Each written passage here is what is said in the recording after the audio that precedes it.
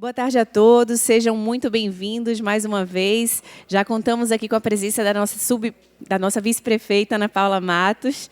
Nós vamos ter um vídeo de apresentação agora desse evento de lançamento do Circuito Urbano 2023. O Circuito Urbano 2023 está prestes a começar. Essa é uma iniciativa do ONU Habitat Brasil para apoiar eventos organizados por diversos atores da sociedade sobre temas relacionados ao Outubro Urbano. Nesse ano, o ONU Habitat e a Agência Brasileira de Cooperação do Ministério das Relações Exteriores se juntaram para dar asas internacionais à edição de 2023. A programação conta com eventos em português e espanhol, organizados por mais de 10 países da América Latina e da África lusófona. Com o tema Investindo em Futuros Urbanos, Cooperação para a Resiliência do Sul Global, mais de 230 eventos vão debater ferramentas para estimular a economia urbana na recuperação de crises e também refletir como a cooperação Sul-Sul pode contribuir para o enfrentamento de desafios comuns ao Sul Global. A programação inclui o Palco Central, uma série de eventos organizados pelo ONU Habitat para debater o tema da edição. A agenda começa com o evento de abertura do Circuito Urbano, no dia 2 de outubro, celebrando o Dia Mundial do Habitat. No dia 20, acontece a Sexta Urbana, um evento que apresenta diversas iniciativas da agência. E a programação se encerra no dia 31, com a comemoração do Dia Mundial das Cidades. Além disso, a programação do Circuito Urbano acontece ao longo de todo o mês de outubro.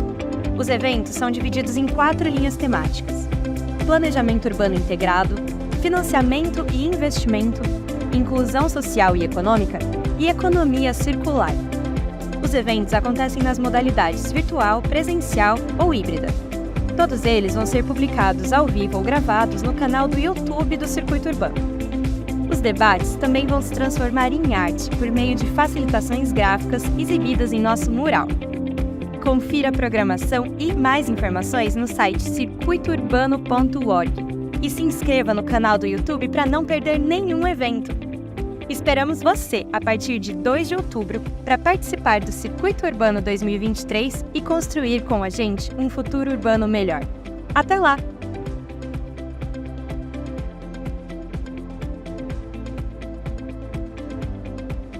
O Programa das Nações Unidas para os Assentamentos Humanos, ONU Habitat, que estabeleceu-se em 1978 como resultado da Conferência das Nações Unidas sobre Assentamentos Humanos, Habitat 1, é o ponto focal da ONU para a urbanização sustentável e os assentamentos humanos, tendo como objetivo atuar em prol do desenvolvimento urbano social, econômico e ambientalmente sustentável. Anualmente, durante todo o mês de outubro, a ONU Habitat estimula que países, cidades, comunidades, indivíduos e instituições debatam como melhorar a qualidade de vida nas áreas urbanas. Para promover o debate sobre os temas desse Outubro Urbano, o escritório da ONU Habitat no Brasil criou em 2018 o Circuito Urbano, uma iniciativa para dar visibilidade e apoio institucional a eventos organizados por diversos atores em todo o país. Desde então, a iniciativa já apoiou a realização de mais de 750 eventos, levando o Brasil à liderança dos países que celebram o Outubro Urbano. É com muito prazer que iniciamos hoje a 6ª edição do Circuito Urbano, que tem como tema dessa 6ª edição, Investindo em Futuros Urbanos, Cooperação para a Resiliência do Sul Global. O Circuito Urbano para a Prefeitura de Salvador, nesse ano de 2023, está sendo realizado pelo Escritório de Governança Social do município, ligado ao gabinete da vice-prefeita, e vai realizar a palestra Bairro Novo e Vida Nova, Desenvolvimento Social de Forma Integrada. Para darmos início a essa solenidade, convidamos para compor a mesa Ana Paula Matos, vice-prefeita e secretária de Saúde do município de Salvador. Bem-vinda. Convidamos também Júnior Magalhães, secretário da Secretaria de Promoção Social, Combate à Pobreza, Esporte e Lazer do município de Salvador. E convidamos agora Tânia Scofield, presidente da Fundação Mário Leal Ferreira.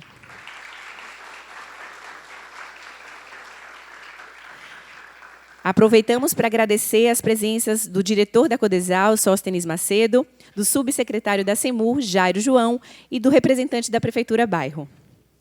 Para dar as boas-vindas e fazer a apresentação inicial, vamos convidar a coordenadora do programa Pró-Isidora, pela Subsecretaria de Planejamento Urbano da Prefeitura de Belo Horizonte, Camila Bastos, que não pôde estar presente fisicamente, mas está conosco de forma remota. Seja bem-vinda, Camila. Primeiramente, eu queria agradecer, o convite do pessoal do Secretário de Governança Social.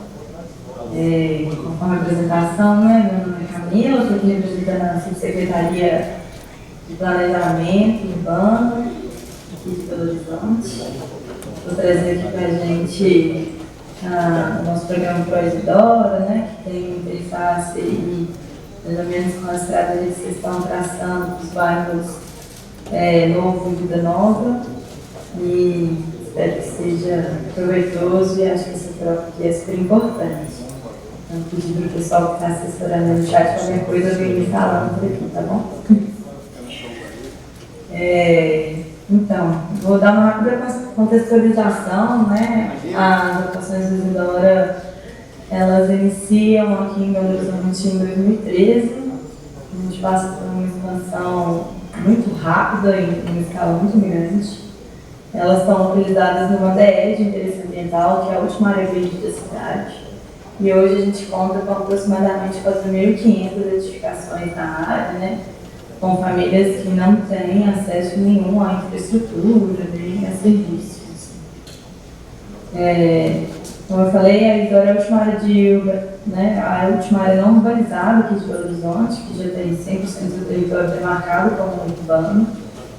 E é uma área de imensa relevância ambiental e imensa importância hidrológica, porque ela irriga as principais fontes de distribuição de água daqui da cidade, além de contar com um maciço de Mata Atlântica muito grande e ser responsável aí por quase 20% do terreno de drenagem internacional, terreno natural da cidade. Isso é importante porque aqui em Belo Horizonte a gente tem quase 50% do nosso território permeável.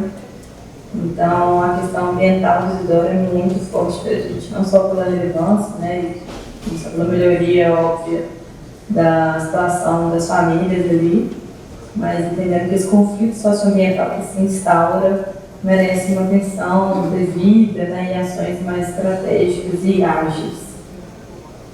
Aqui é mais ou menos para vocês terem uma ideia, dá para ver que o entorno praticamente todo está nublado já. E essa parte aqui norte, não sei se vocês estão vendo certinho, mas a parte norte, para cima das ocupações, onde tem outro maciço verde, já não é Belo Horizonte mais. Então, as ocupações ocupam essas duas porções aqui, esquerda e direita. E além dessa, então, junto com essa relevância ambiental, a gente convive com esse tipo de ocupação do espaço, bastante precário. Então, entendendo essa urgência local, buscando a construção de novas metodologias, entendendo também que o Isidora é fruto de um modelo de urbanização que não é mais possível de ser reproduzido, A gente cria o Pró-Isidora, que é o Programa de Proteção Ambiental e Melhorias Urbanas do Isidora, que tem 3 frentes principais. Uma de gestão territorial continuada, que são as ações cotidianas, a mediação da comunidade no território. O termo de cooperação técnica da Prefeitura com a ONU e com o NOPS, que são a NAPTA e o NOPS, que são agências da ONU, para a elaboração de planos de desenvolvimento sustentável dos projetos básicos. E uma terceira frente de busca de financiamento e obras, entendendo que planejamento e ação tem que andar muito juntos, nesse programa, para conseguir dar conta de todo o conflito socioambiental que se instala na área.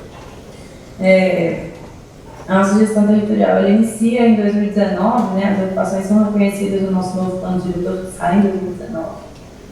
E a primeira coisa que a gente faz é a implementação desse CREURB, que é um centro de referência urbanística, e que faz todo esse acompanhamento cotidiano do território, instalações de monitoramento, prevenção de risco, junto das famílias que são deslocadas por questões de risco para o Bolsa Moradia, além de uma constância de intervenção no território para a melhoria principalmente de via, entendendo também que para a gente iniciar essa construção de um moradores, a gente precisava trazer também os benefícios o mais rápido possível para eles, da maneira mais ágil que a gente conseguisse, né? Sem ser dessa parte mais burocrática de projetos, de licitação.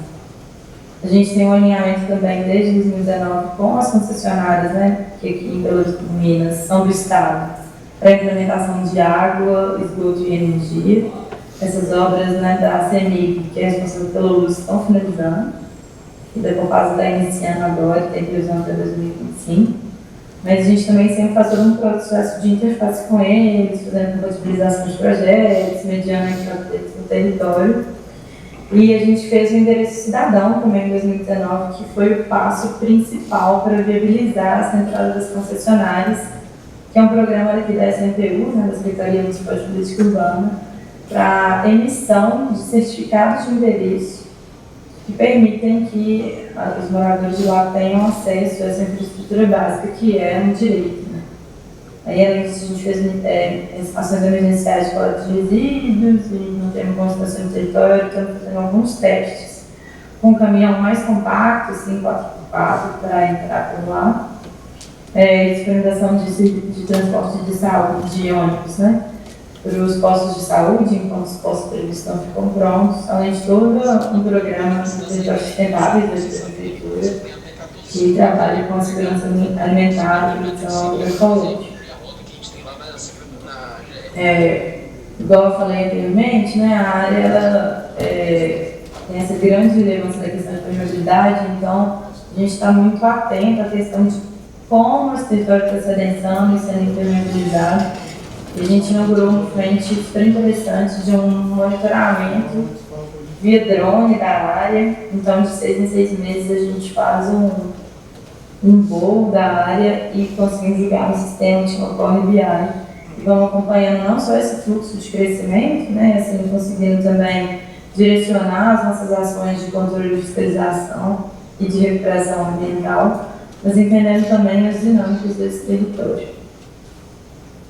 Aí passando para a questão mais da ONU, né, acho que vou entrar aqui mais hoje no plano de organização, que é a fase que a gente concluiu recente, que deu entrada para os projetos básicos. A gente fez esse termo de cooperação técnica muito voltado na possibilidade de trazer novas metodologias, né, para cá. E é um processo entre a política urbana e a Umbel, que é a companhia responsável pela organização e produção habitacional aqui da cidade. E ao longo dos últimos 2 anos a gente fez inúmeras atividades participativas, a gente tem pelo menos 2 vezes por semana, não só assembleias, mas plantões também no território, tanto para a construção desses planos, tanto já iniciados nessa fase de projeto, então processo participativo desde o início. O plano de urbanização tomou esse cuidado de, desde o início, ter tanto frentes possíveis de curto e médio prazo, quanto ações a longo prazo, entendendo essa emergência de implementação de ações no território. Então, ele é composto por documentos mais técnicos, né, principalmente de diagnóstico, mas também instrumentos estratégicos para a implementação e gestão das intervenções na área. Eu vou destacar aqui 3 produtos, né, são 12 produtos. O primeiro deles é esse plano de ação, que são exatamente essas ações estratégicas de curto e médio prazo. Ele está dividido em 7 eixos, né? Tem esse eixo de conscientização e capacitação, geração de emprego e renda como um eixo transversal, porque a gente entende que o Isidora é um piloto e no sentido de ser um laboratório de formação dos moradores enquanto multiplicadores. Então, além desse eixo transversal, nós temos atendimento prioritário de serviços essenciais, mobilidade ativa, resíduos sólidos, saneamento, moradia e soluções de sustentabilidade e edificações, espaços públicos e comunitários e recuperação ambiental comunitária. São só alguns exemplos, né? Tem muito nessa linha de conseguir já dar frente a linhas importantes, né, no território, por exemplo, travessias emergenciais, estruturação viária prioritária que permite a entrada de serviços de transporte, de coleta de serviços, de coleta de resíduos, a implementação de alguns espaços públicos coletivos e talvez a frente mais relevante no sentido ambiental, que é uma hierarquização das áreas prioritárias para a conservação. O segundo produto que a gente queria destacar hoje é o nosso plano de controle de expansão, porque ele sai de uma lógica só de controle fiscal e entra numa lógica de gestão ambiental integrada, entendendo que essa questão das áreas verdes ainda serem muito tratadas como passivos, a gente só vai conseguir superar isso atrelando a proteção dessas áreas a questões relacionadas ao dia a dia dos moradores, numa situação ainda pós-pandemia, né, que a questão da segurança alimentar volta com muita força. Então, a maioria das nossas áreas a gente pensa, né, na criação de cinturões ou de áreas que vão trabalhar a agroecologia com a proteção ambiental e com várias estratégias de gestão e corresponsabilidade de gestão dessas áreas. É bastante interessante, que junta essa questão ambiental, junto a questão do controle de expansão mesmo. E esse é o catálogo de soluções inovadoras, que é o último produto que nós estamos fechando, tá quase, que é um catálogo de soluções alternativas para os assentamentos, né? Assim, ele é um produto que expande o Isidório. Aqui em Belo Horizonte, com o novo plano diretor, a gente inaugura uma série de zoneamentos que a gente chamou ou de ADES de interesse ambiental ou de AEs de interesse ambiental, reconhecendo que muitas famílias ainda têm, né, áreas verdes remanescentes em risco como alternativa habitacional. Então, a gente é uma situação que se repete na cidade, que se repete na América Latina, e muito nessa linha de dar vazão e possibilidade de intervenções mais simples e a curto prazo. A gente está, né, o plano de ação, esse plano de controle de expansão e o catálogo vem nesse sentido. Ele está dividido em 3 eixos: infraestrutura sustentável e recuperação ambiental, economia circular e eficiência em edificações. E ele vem também muito numa linha que acho que tem, né, super casa com tudo que vocês estão fazendo aí em Salvador, dá a possibilidade de envolvimento da comunidade na melhoria, né, da própria comunidade, o reconhecimento dos moradores como agentes, né, agentes mobilizadores e reprodutores. E uma coisa que a gente vem defendendo muito aqui dentro da prefeitura de desmitificação do debate das mudanças climáticas. Às vezes é tratado como questões tecnológicas muito distantes da realidade desses assentamentos que são exatamente os mais impactados, né, pelos eventos extremos.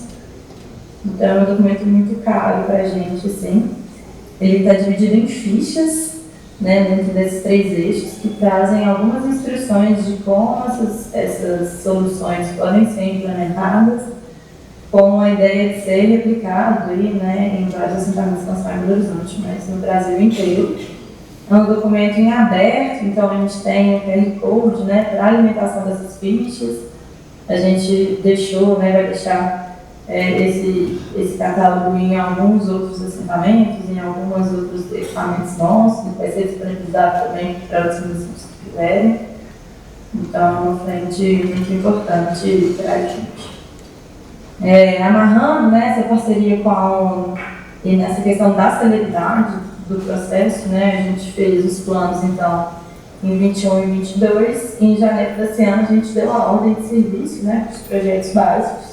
E toda a questão dos projetos traz essa linha de sustentabilidade, visto que a urbanização no território precisa de um diferencial, né, em todas as escalas de intervenção, do plano ao projeto, às obras.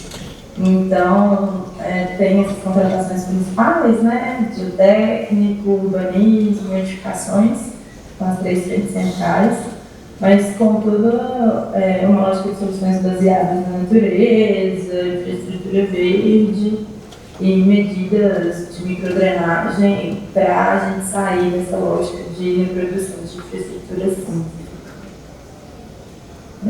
Já partindo para o final, né, falei que eu falei isso rápido. E fechando esse ciclo, né, com essas 3 frentes, a gente está em busca de financiamento, né, alguns financiamentos internacionais, entendendo que a gente ainda tem uma limitação, e acho que a gente, enquanto governo local, né, de acesso a licitações e, às vezes, até materiais que permitam essa urbanização com uma pegada muito sustentável. E agora o PAC, né, saiu, a urbanização do Rio ela saiu dentro de um grande eixo de cidades sustentáveis e resilientes, então a gente entende que isso é uma tendência nacional e que a gente precisa urgentemente se alinhar nela em todos os territórios, mas principalmente neles, né, começar por esses, para a gente chegar na regularização fundiária plena, que é o que a gente fala aqui no Horizonte, né, que é só depois desses ritos todos cumpridos, para que a garantia de posse de propriedade venha com a urbanização já alcançada por todos os moradores. É isso. Eu queria agradecer muito o convite, né? Acho que a gente tem muito para trocar sobre as intervenções que vocês estão fazendo aí. Acho que essa lógica de uma intervenção integrada junto, né? De precisar que o poder público chegue com tudo, e como o nosso presidente também sempre fala, com todos os deveres também que a gente traz, é importante a gente manter esse diálogo, fortalecer essa troca e construir essa gestão e essa organização sustentável que, né, tem que estar na agenda de todo mundo. Esse link aí é o link do nosso plano de urbanização. Se eu jogar plano de urbanização sustentável da Isidora no Google, aparece. E eu estou à disposição e espero que a gente possa prosseguir trocando daqui para frente. Boa noite para aí. Obrigada. A Camila não está ouvindo a gente, mas agradecemos mesmo assim a presença dela nessa participação aqui conosco. Para falar sobre a importância de projetos urbanos com o olhar voltado à integração social, passamos agora a palavra para a presidente da Fundação Mário Leal Ferreira, Tânia Scofield.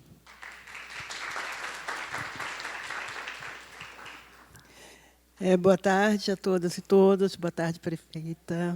Boa tarde, meu amigo Júnior. Bem, primeiro eu quero pedir desculpas, eu saí de uma virose hoje, saí direto para cá, mas eu acho que não tem mais risco de contaminar ninguém, por isso que eu estou sem máscara.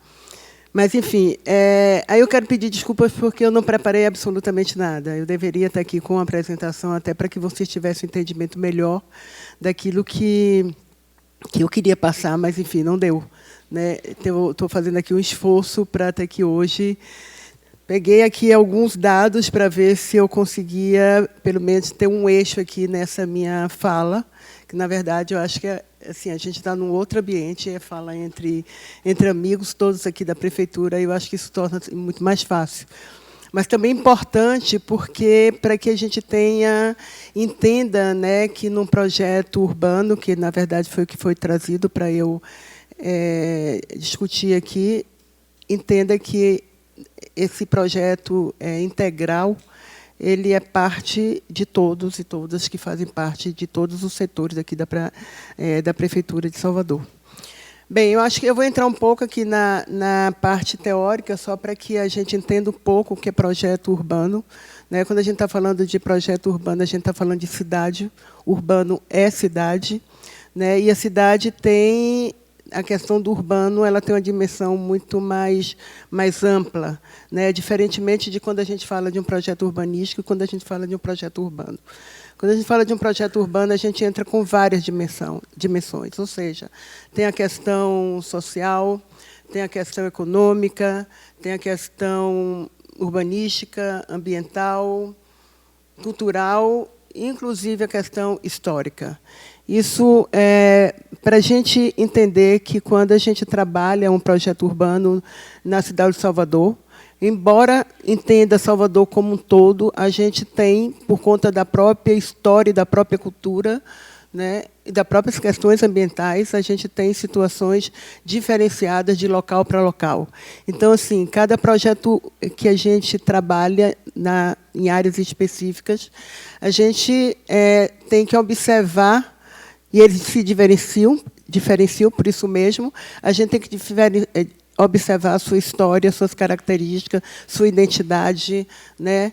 Enfim, cada área dessa, cada local, cada bairro, cada comunidade, né, tem uma particularidade. Por isso, assim, não existe um projeto único para toda e qualquer área de Salvador. Existem projetos específicos que a gente, obrigatoriamente, tem que trabalhar com todas essas dimensões. E daí, assim, por exemplo, eu dou um exemplo para não pegar, eu diria assim, áreas muito distintas, mas se a gente observar o subúrbio de Salvador e Cajazeiras, que são áreas que parecem ser homogêneas, elas se diferenciam pela sua própria história, pela cultura, né? O subúrbio ele é ocupado desde o século XVII. Sim, século XVII. Cajazeira é uma ocupação da década de 1980, final da década de 1980. Então, assim, tem características bem distintas, tem modos de uso, tem vivências diferentes, né? Então, assim, só chamando a atenção para como a gente trabalha diferentemente cada projeto desse. Bem, a outra pergunta é assim, para quem, né, que a gente faz um projeto urbano? Fazemos para quem mora, quem vive e quem trabalha na cidade de Salvador. E aí está o bairro, o Vida Nova, né? O Vida Nova a gente faz para as pessoas, para quem mora, para quem vive, e seja para cada localidade, mas é quem mora, quem vive, quem trabalha. Por outro lado, assim, qual o objetivo do nosso projeto? É melhorar a qualidade de vida das pessoas que moram nessa cidade. E, por outro lado, que é super importante, é reduzir as diferenças que existem dentro dessa cidade. Salvador é uma cidade, diferenças e desigualdades. Salvador é uma cidade que é marcada pelas desigualdades. A gente tem um IDHM, que é o Índice de Desenvolvimento Humano, né? IDHM, de 0,76 para toda a cidade de Salvador. Ele é um índice que mede de 0 a 1, ou seja, que entra nessa composição de índice a questão da educação, de renda e de longevidade. E veja, a gente está numa média razoável, isso se a gente considerar a cidade como um todo, mas se a gente for buscar, né, as diversas áreas da cidade, a gente vai ver que a gente tem 0,50 alguma coisa, lá no subúrbio, como o caso de Nova Constituinte e outras áreas, ou seja, é quase comparando a uma cidade da África, né, ou regiões da África, que tem índices baixíssimos, porque não tem infraestrutura, porque não tem serviços, enfim, porque vive numa situação de precariedade, como a gente tem índices altíssimos, né, quase 0,9, que é quando a gente se iguala à cidade da Noruega. Enfim, a gente tem uma desigualdade muito grande. E o que nossos projetos hoje buscam é reduzir essas desigualdades, ou seja, infraestruturando e dando condições de vida melhores para as famílias, para aquelas pessoas que moram em áreas mais precárias.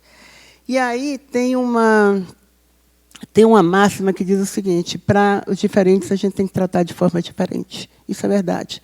Porque, assim, se a gente trata igual, a gente vai ter sempre as diferenças. Daí que, tem 10 anos, né, que a política da prefeitura são grandes investimentos nessas áreas mais carentes, para ver se a gente recupera e se a gente reduz essa precariedade que a gente tem nessas diversas áreas.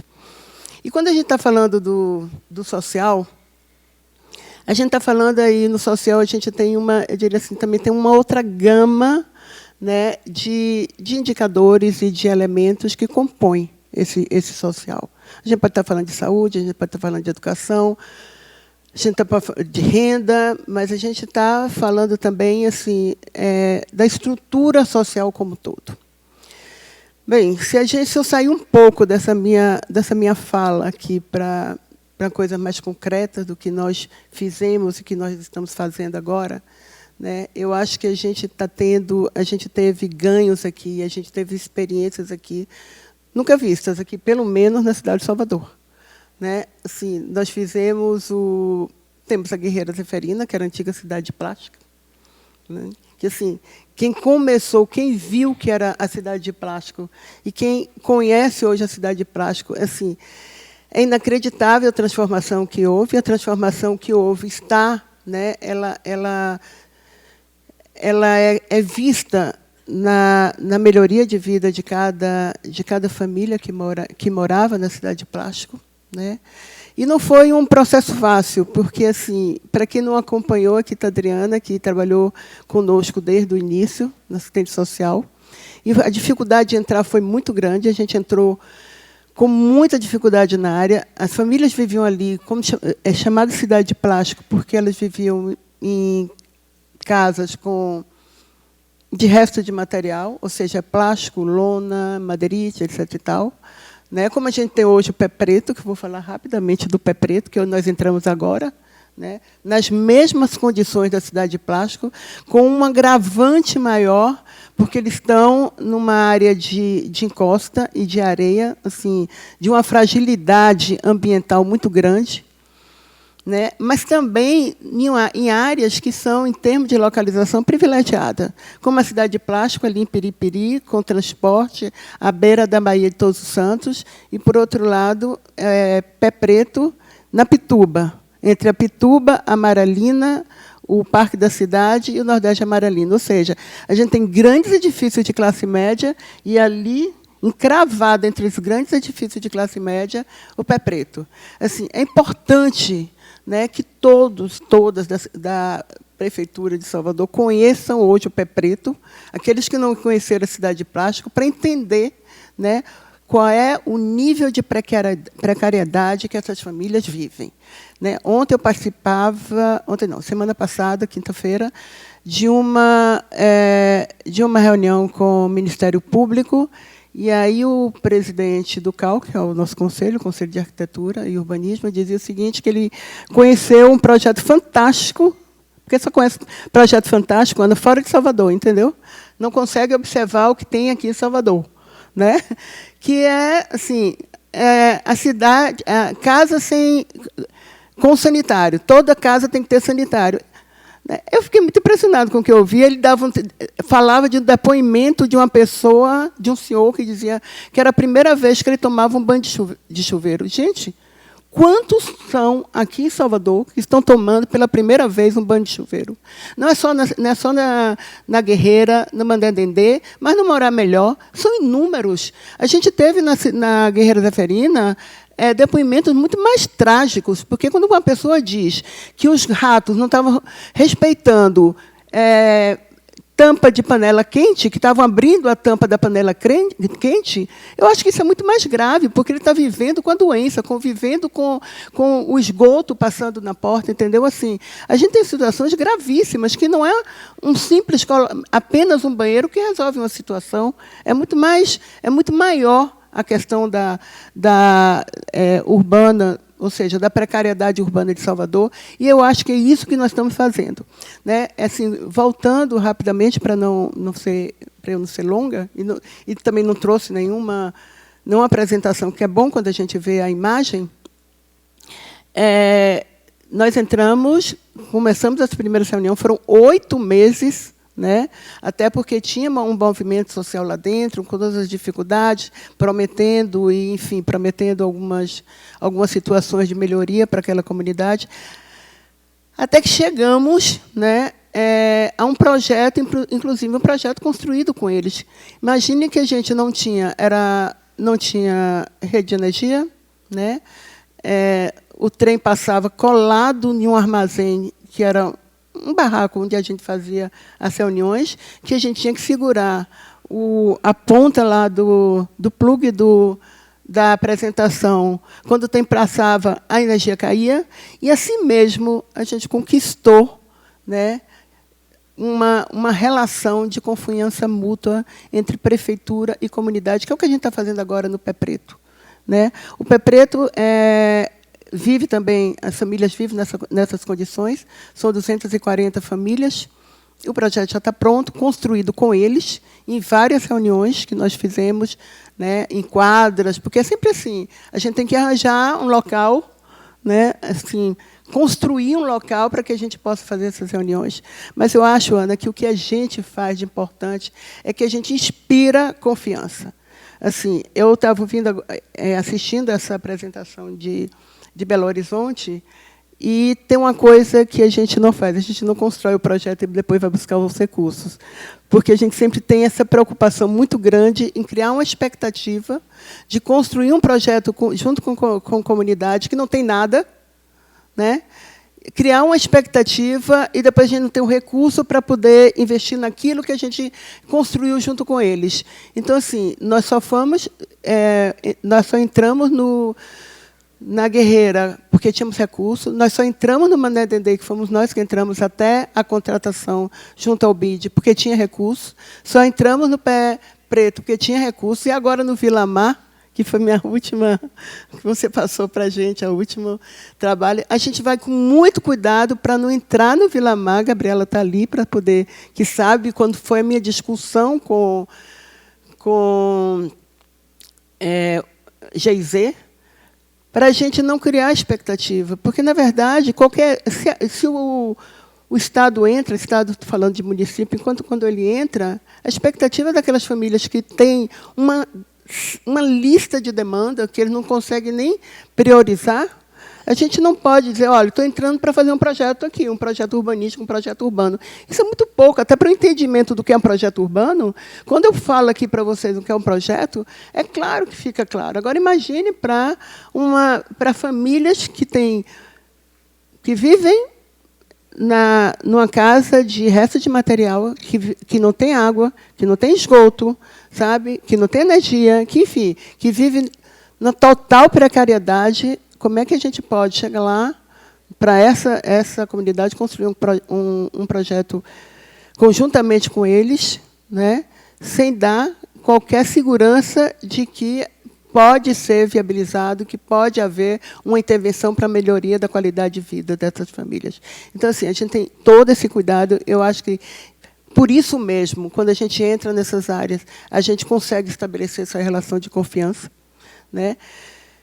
E eu acho que o trabalho que nós, Prefeitura, estamos fazendo hoje, e está em cima desse programa Bairro Novo e Vida Nova, é exatamente esse, ou seja, assegurar qualidade de vida para as famílias que moram, né, em áreas em condições de precariedade, né, e assegurar também, por outro lado, uma melhoria, uma redução das desigualdades que ainda existem na cidade de Salvador. Obrigada, gente. Muito obrigada, Tânia. Passamos agora a palavra para o secretário de Promoção Social, Combate à Pobreza, Esporte e Lazer do município de Salvador, Júnior Magalhães, que vai falar sobre a atenção municipal prestada às pessoas em situação de vulnerabilidade social. Boa tarde a todos, a todas. Queria saudar a nossa vice-prefeita aqui, secretária de Saúde, Ana Paula, querida amiga Tânia, queridos colegas da Prefeitura.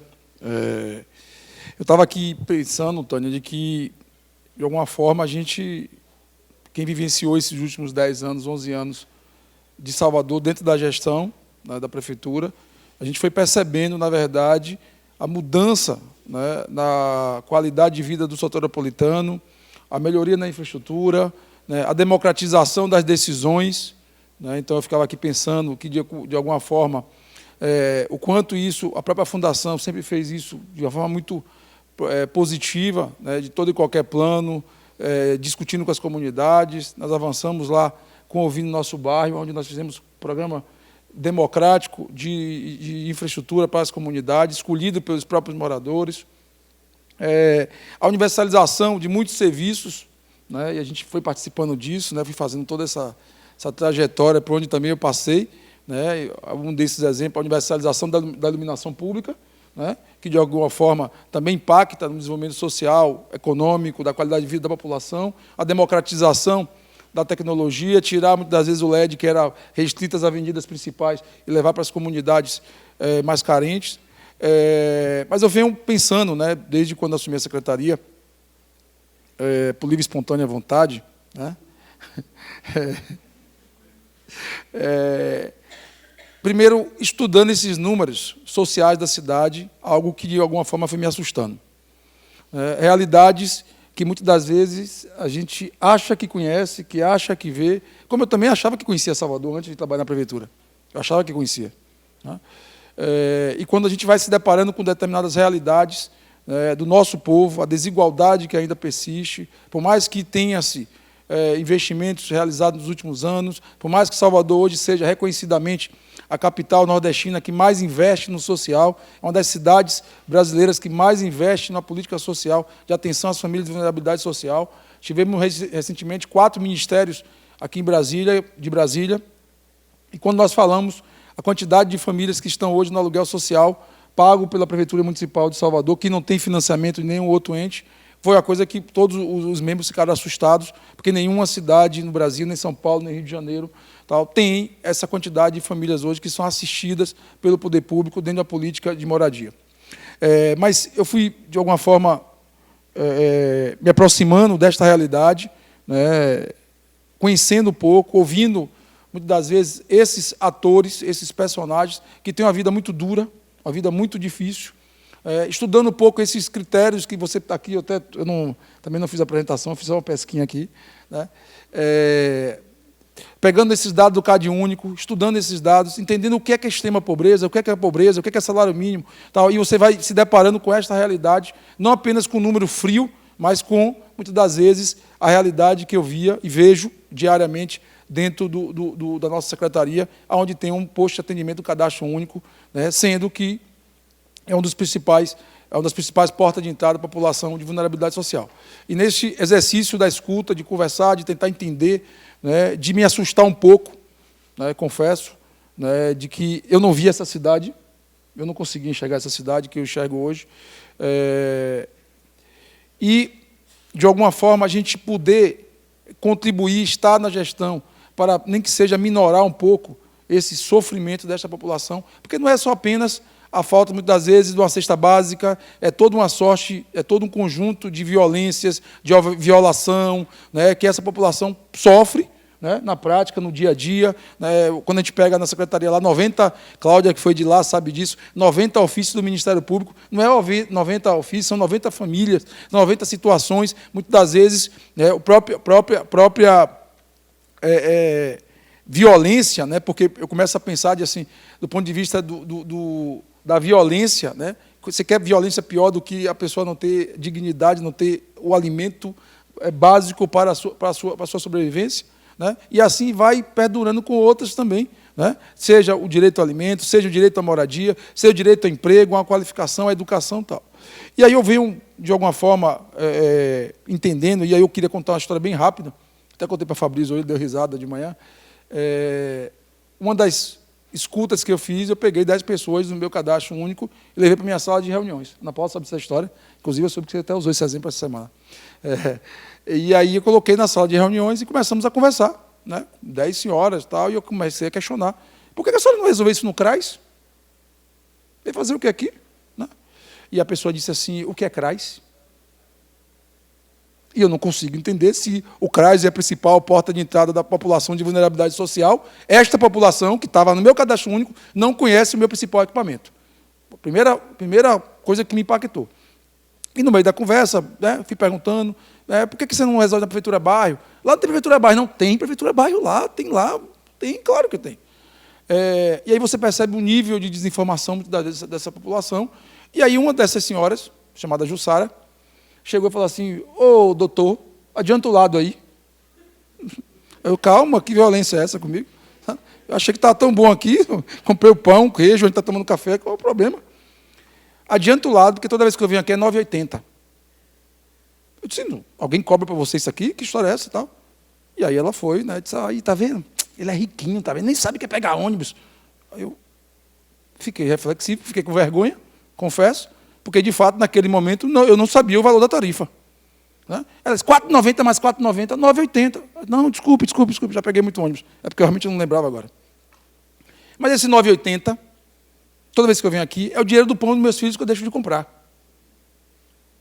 Então, Isso foi me impactando, tem algumas pessoas aqui da secretaria que já ouviram esse exemplo, e eu pergunto sempre, quantas famílias mais vocês vão tirar o pão do dia se a gente não orienta corretamente, se a gente não entende que a política social tem que ser integrada, a família que adentra nosso equipamento, ela não precisa somente de uma cesta básica, ela não precisa apenas de um aluguel social, ela precisa de uma integralidade da política de assistência que engloba saúde, educação, moradia, qualificação profissional, emprego, outras políticas para, de fato, desenvolver. Porque está claro que a política de transferência de renda desse país não resolveu o problema de vulnerabilidade dessas famílias. Nós estamos caminhando para a terceira geração de Bolsa Família.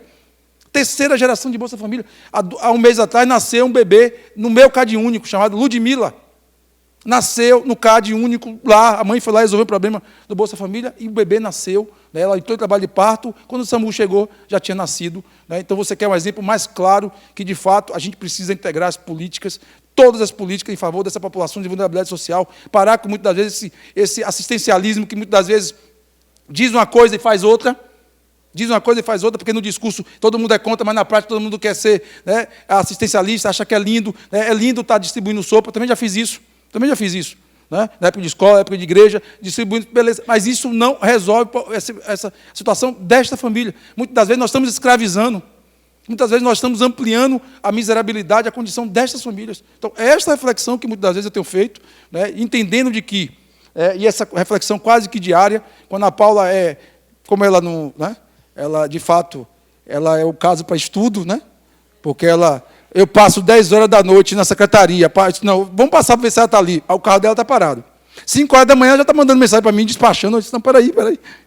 Então, e a gente começa, às vezes, 5 horas da manhã, conversando com ela, com o Tiago, né, porque, de fato, eu entendo de que, se a gente quiser, se nós estamos nesse lugar que nós estamos hoje, de alguma forma, inclusive, já fiz um agradecimento a ela e ao prefeito, pessoalmente, né, mesmo que não foi por minha livre e espontânea vontade, mas eu fiz um agradecimento pela oportunidade de estar nesse lugar hoje, de entender um pouco essa cidade por um outro ângulo que eu não enxergava, e, de alguma forma, a gente poder dar dignidade a esta população, que depende do atendimento do poder público, porque a gente começa a perceber, né, como Tânia falou ali, eu fico muitas vezes assim, aquela história, né, Salvador tem muito isso, né, minha cidade também tinha muito isso, tal, tem muito isso, que é aquela história às vezes o profeta não é valorizado na sua terra. Né? Então, às vezes, o que é de fora é melhor. Mas nós temos exemplos clássicos de políticas públicas efetivas nessa cidade que têm transformado vidas da população. Você quer exemplo mais claro do que o morar melhor? E por que o morar melhor é um grande case de sucesso deste país? Porque nenhum outro município nesse país tem uma política tão arrojada de reforma das habitações, de dar dignidade a essas famílias. Porque, aí me desculpe, talvez a minha possibilidade, eu tenho conversado ultimamente, que está nesse lugar e não ser candidato, ou não querer ser candidato, que é a minha condição hoje, me dá a liberdade de pensar com a língua. O Morar Melhor é um sucesso porque não tem dinheiro na veia da população. Me desculpe a franqueza. Okay? O Morar Melhor é um sucesso porque senta com a família, discute a necessidade, estabelece quais são os requisitos iniciais e básicos de uma moradia, e você entra com a empresa e faz a reforma. Porque eu estou sentindo na pele, no dia a dia, que este programa de transferência de renda, esses bolsas disso, bolsa daquilo, é desafiador dizer isso aqui. Na condição que eu estou, claro que às vezes não é simpático dizer isso, mas está claro de que bolsa disso, bolsa daquilo, não está resolvendo o problema da população de vulnerabilidade social. Ou nós vamos ter uma discussão séria nesse país, de que é uma necessidade de integração, porque o Bolsa Família começou como Bolsa Escola. Ele era integrado à educação. Né? Hoje tem condicionalidades da educação que precisam ser cumpridas. Né? Mas muitas vezes a população não cumpre. Porque o mesmo público que está no meu CAD único, e aqui eu tenho os números, para vocês terem uma ideia, né? Nós estamos hoje chegando a 569.675 famílias dentro do cadastro único, na cidade de Salvador. Para estar no cadastro único, você tem que ter 3 critérios. Primeiro, extrema pobreza, aqueles que têm renda per capita individual de até R$ 105 por mês. R$ 105 por mês. Né? E a reflexão que eu fico com meus filhos no carro de manhã é de que aí eu perguntei, você consegue viver com 105 por mês? Né? O segundo critério, o critério de pobreza, aqueles que têm uma renda per capita de R$ 218, E o terceiro critério, meio salário mínimo. Quando você pega o status de, apenas desse critério de extrema pobreza, nós temos 316 mil famílias. Não estou falando de indivíduos, famílias. Se a gente fizer uma média aqui de 3 pessoas por cada família dessa, né, nós estamos falando de 1 milhão de pessoas desta cidade que vive com menos de R$ 105 por mês. Este é o grande desafio dessa cidade. Esse é o grande desafio, Ana, que nós temos que, na verdade, começar a se debruçar. Salvador, hoje, não tenho dúvidas que qualquer setor metropolitano, mesmo aqueles que não gostam da gestão, tem questões políticas, reconhece o que a cidade se transformou nos últimos 10 anos. A infraestrutura que se tem hoje, também no aspecto social, 28 CRAs, 7 CREAs, 3 POPs, tem no ar, né, tem toda uma política de assistência. Então, nós temos, sim, né, isso construída por vários gestores, você, por Bruno, por Léo, por tantos secretários que passaram pela secretaria, né, dentro de uma média histórica de 9 meses, né, eu estarei dia 16 completando, e eu conto todos os dias, então, dia 16 estarei completando 9 meses à frente da secretaria, que é a média histórica dos secretários da sempre. Né. Então, há uma política social de atenção à população, há um arcabouço social que protege essas famílias, mas o grande desafio nosso é a integração. O grande desafio, primeiro, é a gente se conhecer.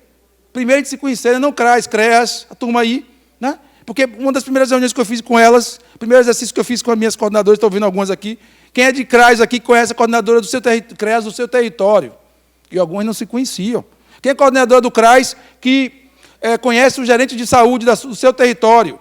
Quem é o coordenador do CRAS que conhece o gerente de saúde, de educação, o subprefeito? E aí eu fui questionar elas, que política de assistência é essa que nós estamos fazendo? O CRAS é a porta de entrada da assistência, mas tem o grande papel de articulação, porque a família que adentra o CRAS, muitas vezes tem demanda de saúde, que precisa ser atendida, de educação. Então, eu aprendi esses meses que o grande papel nosso, muitas vezes, é de articulação, é de pegar o telefone e ligar. Quantas coisas eu ligo para você, você resolve?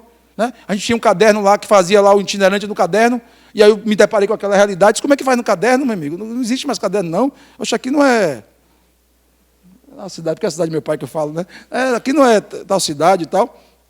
Espera aí, peguei o telefone e liguei para a Ana Paula, né? Em menos de 1 hora, ela me emprestou lá, descobri que ela tinha uns Chromebook guardados, né? Ela não sabe como eu sei, como eu descobri, mas eu sabia que ela tinha os Chromebook. Em menos de 1 hora, os Chromebook estavam na secretaria. No dia seguinte, ao invés de atender 150 pessoas, nós passamos a atender 300 pessoas num CAD único. Então, eu queria apenas colocar de que não adianta você, muitas das vezes, estar preocupado, e acho que esse é o grande desafio. Salvador fez o dever de casa, está fazendo o dever de casa na infraestrutura, melhorou a cidade é inegável os efeitos, mas ainda há um passivo social, uma desigualdade grande que nós temos que, de fato, combater, e só vamos fazer isso juntos. Não é a secretaria, não é a sempre sozinha que vai tocar isso, se não estiver integrada com outras políticas, com todo mundo aqui, pensando, de fato, soluções para, de fato, não apenas, eu quero só me encerrar dizendo isso, eu não sou contra a política de transferência de renda, não é essa a minha posição. Até porque essa realidade que eu passei a conhecer mais de perto ultimamente, eu percebo que a maioria dessa população, aquela população que vai para o CAD único ali, que vai, muitas vezes, estar nessas filas, utiliza desse recurso, 99%, tem fraude, tem de descaração, tem de tudo, ok? Como em qualquer lugar. Mas 99% dessa população utiliza desse dinheiro para a comida, para o direito mais básico, eu não tenho dúvida disso. Ali é a cesta básica. Então, quando atrasa, ou quando bloqueia, isso aí é a confusão. Este recurso, tal, que muitas vezes é pouco, mas o que eu quero colocar é o seguinte, que este recurso, por si só, muitas das vezes tem escravizado essa população, inclusive a forma de concessão. Não dá para você dar R$600 para uma família, achando que você vai mudar a vida de uma família, e muitas vezes, pela própria composição dos benefícios dos programas, você limitar a família a ter uma carteira assinada, uma dignidade, porque, infelizmente, esta é a realidade, inclusive eu enfrentei agora na minha casa, porque a menina pediu, não vou trabalhar mais, doutor Júnior, porque, me desculpe, né, gosto do senhor, tal, mas eu não posso largar o certo pelo duvidoso. Eu disse, que história de duvidoso, menina? Que duvidoso é essa? Então, o certo, infelizmente, é o Bolsa Família. Eu disse, como é que tu vai se aposentar como? Tal? Infelizmente, não dá. O que deveria se ter nesse país é uma discussão séria sobre renda mínima. Essa população teria que ter os seus R$600, independente, muito pelo contrário. Os R$600 deveria ser um estímulo para estudar, para se qualificar, para ter autonomia, para não depender de governo, para colocar os filhos para estudar, para quebrar esse ciclo de pobreza de que o pai é pobre, o filho é miserável.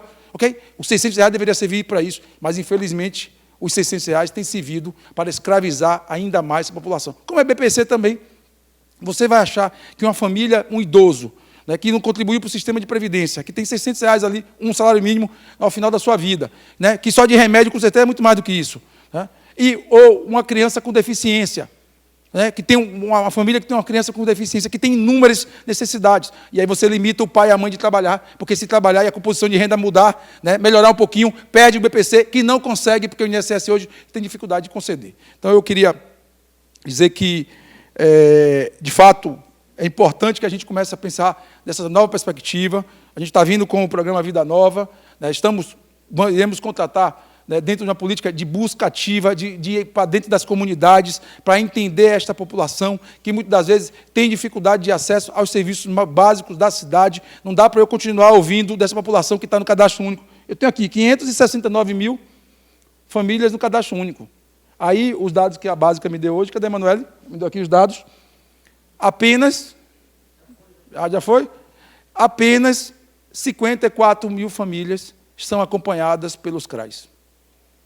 Então, perceba a diferença. Nós temos 90% da população que está no programa de transferência de renda, mas não são acompanhadas pelas políticas sociais da cidade. Então, esse é o grande desafio da cidade dos próximos anos, é a integração. Neste momento, a gente vive um momento muito bom, né?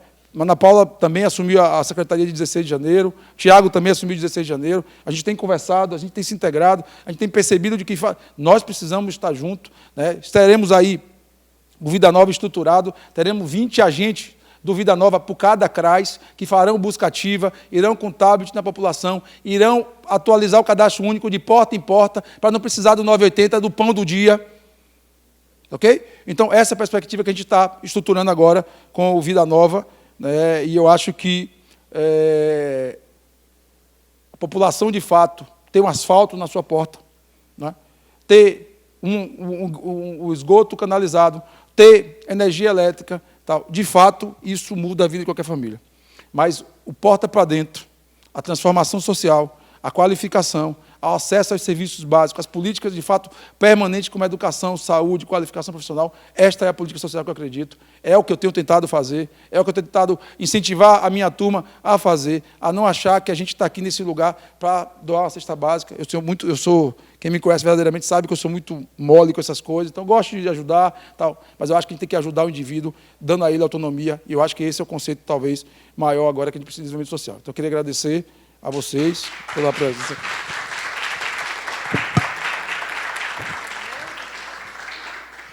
Muito obrigada, secretário. Para o pronunciamento final, a apresentação dos programas e sua importância para o município de Salvador, passamos a palavra agora para a vice-prefeita e secretária de Saúde do município de Salvador, Ana Paula Matos.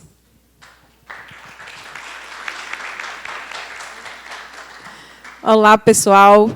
Primeiro, mandar o meu beijo, o meu boa tarde para vocês que estão aqui com a gente e também para quem vai estar nos assistindo. Júnior, essa palestra vai ser transmitida para o mundo inteiro. Então, em várias horas do dia, alguém vai se inspirar no que a gente faz, no que a gente fala. E aí, Tânia, nosso Pé Preto, Mané Dendê, nossa Guerreira Zeferina vai chegar no mundo inteiro. Você já teve a oportunidade, eu também, acho que Júnior também, de em outros países falar um pouquinho dessas políticas sociais, ou numa reunião, ou na conversa, mas eu acho que o que mais mostra a verdade do que a gente faz é a força, a energia que a gente transpira, transparece, exala quando a gente fala desses programas. Então, você é defensora, como a mãe, de cada projeto desse. Porque você sabe que, por mais competente que você seja, você é muito competente, comprometida que seu time seja junto com você, esse projeto não é apenas da Fundação, não é apenas de Tânia, do prefeito ou da secretaria, é da comunidade. É a conquista do território, a primeira conquista da escuta, e, a partir disso, dessa construção. Eu estou começando, gente, falando sobre isso, porque eu era subsecretária de Promoção Social e Combate à Pobreza quando a gente teve esse desafio da cidade de Plástico ser transformada na Guerreira Zeferina. E o nome Guerreira foi uma escolha deles. É uma comunidade que se orgulha de uma mulher quilombola, forte, lutadora, que consegue, junto com outras mulheres fortes, sair e fazer esse assentamento. Então, essas mulheres, na verdade, são as mulheres que compõem e lideram grande parte das famílias em situação de pobreza e extrema pobreza, essas mulheres se sentiam representadas na guerreira Zeferina. Então, essa líder quilombola, e escolheram esse nome. Isso já mostra essa história. Mas aí eu queria voltar um pouquinho no tempo, quando a gente estava lá em 2014, 2015, construindo esse projeto. No primeiro momento, as pessoas não queriam nem escutar, porque elas não acreditavam. No fundo, elas achavam que a gente ia tirá-las da vista-mar. Ia tirar muito mais do que da vista-mar, daquela relação de coexistência protetiva. Porque quando você tem a identidade com o território, você tem um pertencimento, você está falando não só de morar naquele lugar, ter crescido ali, mas está falando em proteção, inclusive da vida física. É saber que, se faltar comida para você, alguém vai dividir o pouco que tem, porque te viu crescer. Você chama de tia. É saber que, se alguém for te promover alguma violência contra você, a sua vizinha, a sua tia, a sua madrinha, a outra mulher da comunidade vai na porta e vai de vassoura e vai em cima. Não que eu esteja estimulando, mas é isso que acontece nas comunidades onde as pessoas não querem sair, porque ali elas têm uma proteção. Não sentem ainda a proteção social, a proteção do Estado, mas têm um espírito de comunidade. Então, esse é um desafio da Fundação e da Prefeitura de Salvador. O nosso prefeito Bruno Reis, ele era o secretário de Promoção Social, então participou ativamente disso. A gente contratou algumas organizações sociais também para ajudar. Se eu não me engano, na época foi a AVES, a Casa Civil estava muito forte, mas o grande desafio era, as pessoas tinham que acreditar que a gente estava chegando ali para construir com elas um caminho. Então, muitas não aceitaram o aluguel social temporário, para que elas pudessem ir para um outro local e acontecessem as obras. Algumas venderam, entre aspas, aquele direito, venderam aceitando uma indenização.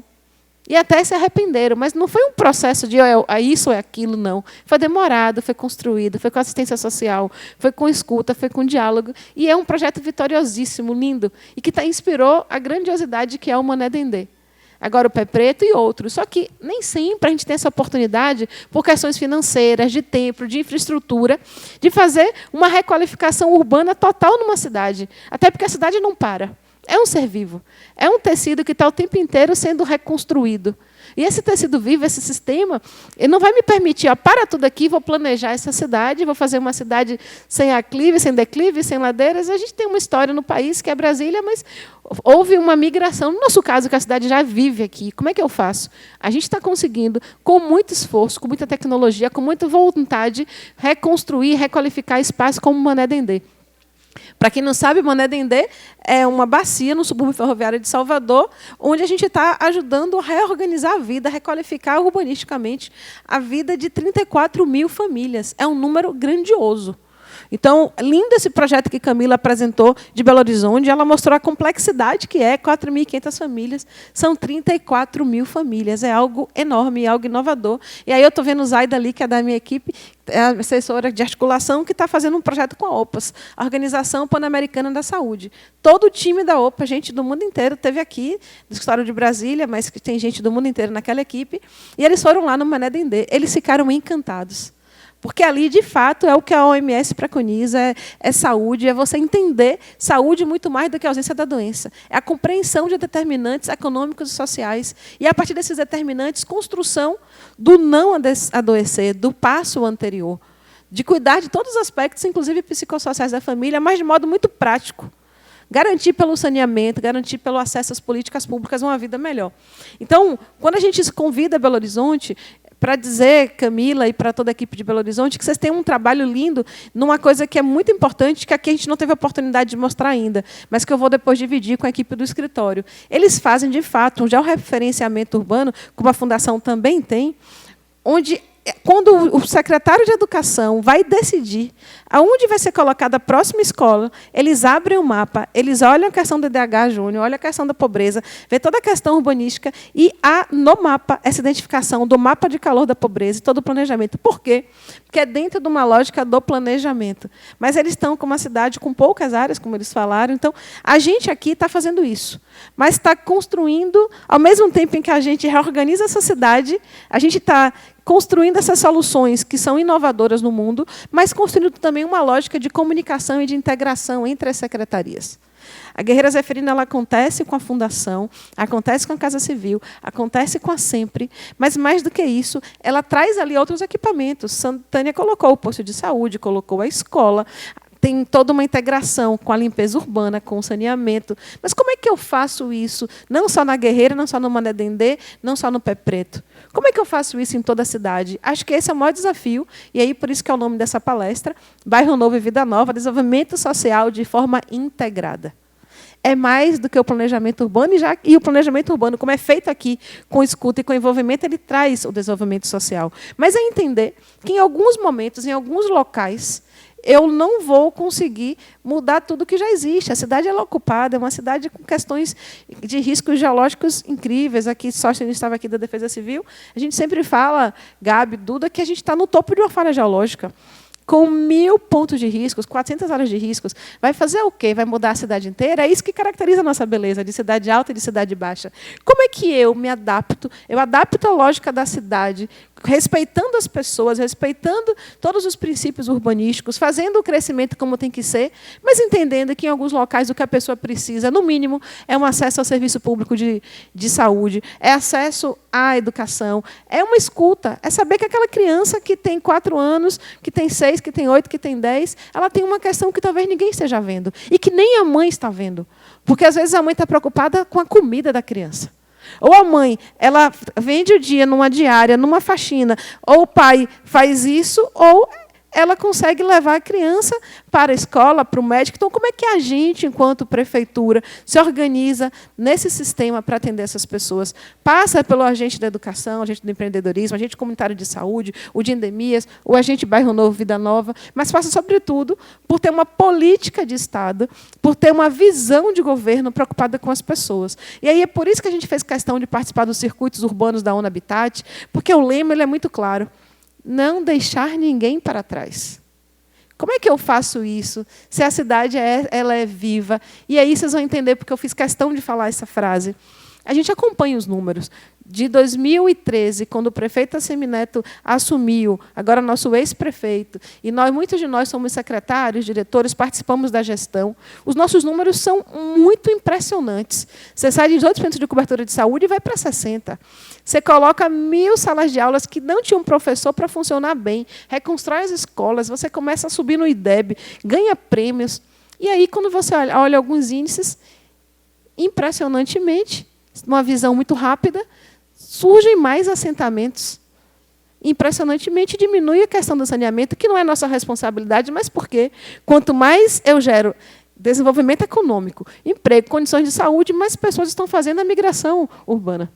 E aí, Tânia, mesmo que o IBGE não coloque isso, porque muitas dessas pessoas estão invisibilizadas, elas não têm nem a documentação, a pandemia mostrou que elas estão ali. Como é que eu faço esse movimento? A gente está organizando algumas dessas comunidades, está buscando fazer essas construções, pensando em tudo. Neste caso, quando a fundação chega, quando a prefeitura chega, ela olha todos os aspectos, porque primeiro ela escuta as pessoas. Escutando as pessoas, ela faz o diagnóstico, levanta as necessidades e começa, de modo emergencial, a fazer as primeiras entregas. Não sei como se isso está no plano da mesma maneira como o BH colocou, mas acontece isso. A gente olha a documentação, acesso à saúde, a educação. Ok, fazemos. Mas na hora que a gente faz isso com essas comunidades novas, está massa. E as comunidades que já existem? E as pessoas que começam a vir e são agregadas? Como é que eu faço? Então, esse é o nosso desafio e para isso que nasce o Escritório de Governança Social. Identificar onde estão as sobreposições das políticas públicas e onde estão os gaps para a gente ter uma governança e, de modo muito efetivo, muito eficiente, gastar melhor o recurso de modo mais preciso, usando tecnologia como ferramenta, mas sempre centrado nas pessoas. O que é melhor para as pessoas? Então, como Bairro Novo, como exemplo, a gente tem várias. Aqui foram citados alguns, Mané Dendê, próprio Pé Preto, mas como Vida Nova? Que vida nova é essa que a gente quer para as pessoas? Algo tão tradicional, tão básico, que todas as pessoas tenham acesso às políticas públicas e que todas as pessoas tenham condição de construção de autonomia. Como a gente fala, olhar da porta da casa para dentro. e o bairro novo da porta para casa para fora. E essa pessoa que está dentro dessa casa, ela é um ser que vive em comunidade.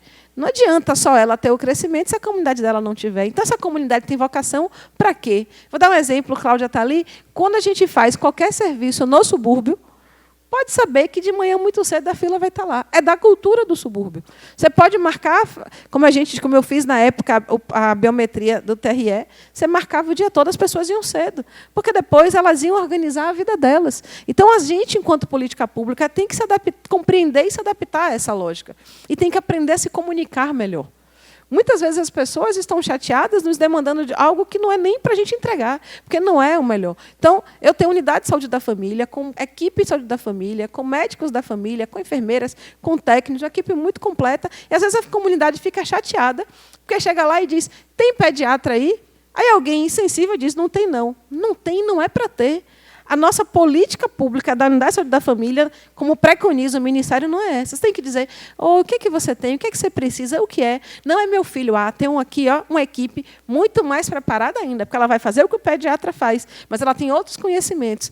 Não, mas seu filho tem uma questão específica de neuropediatria. Então, a gente vai encaminhar para a consulta especializada ou para o exame para o diagnóstico. Então, o nosso erro, muitas vezes, Júnior, do 980, é que a gente não escuta, a gente não se comunica, a gente compreende que está fazendo o nosso melhor, mas nem sempre o nosso melhor é o melhor que a pessoa precisa. Então, o que eu acho que a sua fala de Tânia mostra é que a cidade de Salvador tem investido muito, e a gente espera ainda investir mais nas pessoas. 82% dos nossos recursos é nas áreas mais carentes. A gente tem buscado modificar essa realidade. Quem vem de fora aqui toma um susto, como a cidade cresceu, infraestrutura, no social. Agora, recentemente mesmo, você, enquanto secretário, aprova a lei do esporte, trazendo uma série de benefícios. A gente tem esse desenvolvimento econômico com uma série de qualificações. Eu vi aqui também a SPMJ, o Prodetur, a cidade que está pensando no hoje, no emergencial e também no estrutural. Mas a gente só vai avançar se nós, servidores, se nós, pessoas, se nós, moradores da cidade que somos, cidadãos dessa cidade, compreendermos esse desafio e trabalharmos juntos. Então, aqui é muito um chamado para a sociedade, mas um chamado de autorreflexão, para que a gente, enquanto servidor, compreenda como vai fazer melhor. Nem sempre vai dar para pegar uma cidade de plástico, colocar no chão e trazer a guerreira zeferina. Tem locais que não tem nem espaço físico. No que a gente puder, faremos. Mas naquelas comunidades que estão estabelecidas, como ter uma organização melhor de serviços, como atender melhor as pessoas, como escutar mais a comunidade, como ter tecnologias sociais mais efetivas. E aí, nesse aspecto, a gente precisa estar o tempo inteiro buscando, sim, dizer ao mundo o que fazemos, mas também, de algum modo, compreender esse desenvolvimento social de forma integrada. Então, o bairro novo e a vida nova é essa cidade nova que a gente está buscando construir. Nós estamos enfrentando um século de desigualdade social. Temos que construir as políticas de equidade. E existem recursos que podem ser gastos em determinadas áreas, outros em outras. Ana, e aí? E aí que é falar menos, trabalhar mais, garantir, de fato, essa política pública mais efetiva e compreender, Tânia e Júnior, como é que a gente faz esse crescimento econômico, esse desenvolvimento muito maior do que da cidade de Salvador, mas da região metropolitana, do governo do Estado, do país e do mundo, para que a gente não precise ficar nessa lógica dessa migração, de assentamento, de pessoas vivendo em situações inadequadas, onde é que a gente possa contribuir com o crescimento do outro. Nesses locais fronteiriços, como é que a gente pode fazer alguns polos de desenvolvimento que contribuam a todos? Como o prefeito Bruno está buscando em Valéria fazer agora um polo logístico que contribui para o morador daqui, mas todo mundo que é da região. E, Duda, aproveitando que você está aqui, que é a diretora do trabalho da SENDEC, a fala de Camila, o que mais me chama a atenção é quando ela diz que é transversal a todos os 7 passos do projeto, o desenvolvimento a partir da capacitação e da construção da autonomia. A gente faz isso. Quando o escritório social chega em algumas comunidades, Simone, como a gente já chegou, como o Pati, como Cananda, como Ró, tanto Rosane quanto Rosânia, quando a gente chega no início, Ian, e Tamires também, quando a gente chega no início nesse projeto, chega nas comunidades mais carentes, com fotos iguais àquelas que foram apresentadas por Camila ou piores. O nosso olhar sempre é, meu Deus, isso ainda existe em Salvador, com tanto investimento que tem sido feito? Existe. Como é que eu faço para mudar essa realidade? É tirando as pessoas daqui, é colocando ali, é reorganizando esse espaço. E esse solo permite que faça isso, não permite? O que é melhor para essa comunidade? Mas, no fundo, ninguém fica parado. Lívia também, que era do escritório no início, Bárbara também. O que a gente faz? A gente chegava lá, ouvia as pessoas, levava o imediato. O que é de imediato? De imediato é, se tiver questão de limpeza urbana, resolver, questão de saúde, resolver, tirar a documentação, carteira de trabalho, cartão SUS, levar num médico, colocar para estudar uma criança, verificar a forma que essas pessoas vivem e, no final das contas, construir soluções para a comunidade e para o indivíduo. É difícil, é. São mais de 2,5 milhões de habitantes, são... Esse segundo o novo IBGE, mas são 3 milhões na nossa lógica de pessoas em Salvador, e todo um universo flutuante que a gente cuida. Só aumenta o número de cartões SUS, só aumenta o acesso às UPAs, só aumenta o número de matrículas. E aí, como é que a gente vence?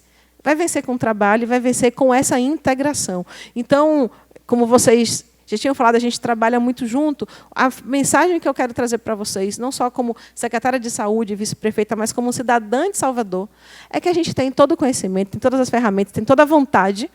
Agora, a gente está lutando contra o tempo e contra o dinheiro.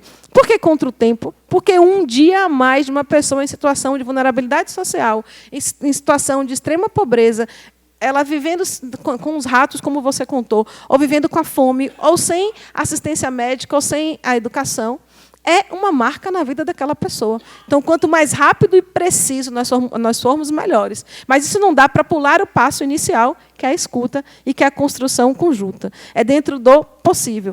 E quanto melhor a gente investir esse recurso, mais pessoas vão ser beneficiadas. Então, agora, o passo que a gente está é o da alavancagem. A gente já entendeu os processos, já construiu os pilotos, já fez as metodologias e agora é alavancar. E fazer isso com tecnologia, para que cada secretário e cada servidor, na sua pasta, quando for tomar uma decisão, ele rapidamente possa acessar uma página, acessar um mapa, acessar um repositório de informações e já ter uma ideia inicial de como fazer e depois ter uma rede viva onde a gente se comunique, onde um converse rapidamente com o outro. Porque, às vezes, o que eu quero inventar, o outro já faz. Às vezes, o que eu quero construir, o outro já começou.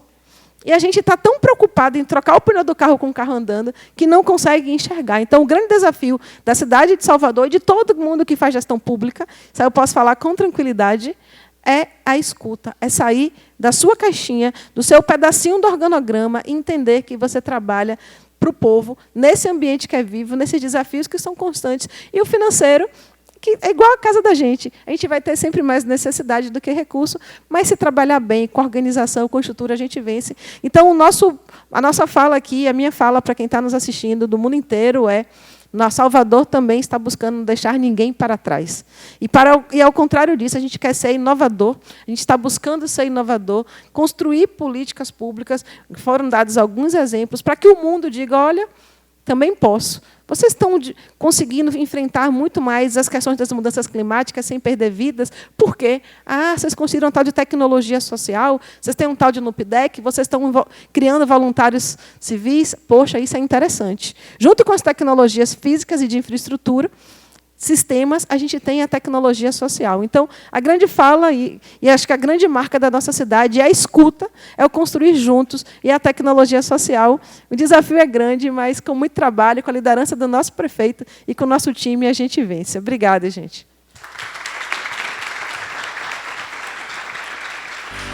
Muito obrigada, Ana Paula Matos, vice-prefeita da capital baiana.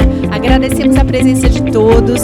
Como a nossa vice-prefeita falou, esse evento foi gravado, será disponibilizado a partir do dia 17 de outubro na plataforma do YouTube Circuito Urbano. Aproveitamos também para convidar todos os presentes mais uma vez para conferir a programação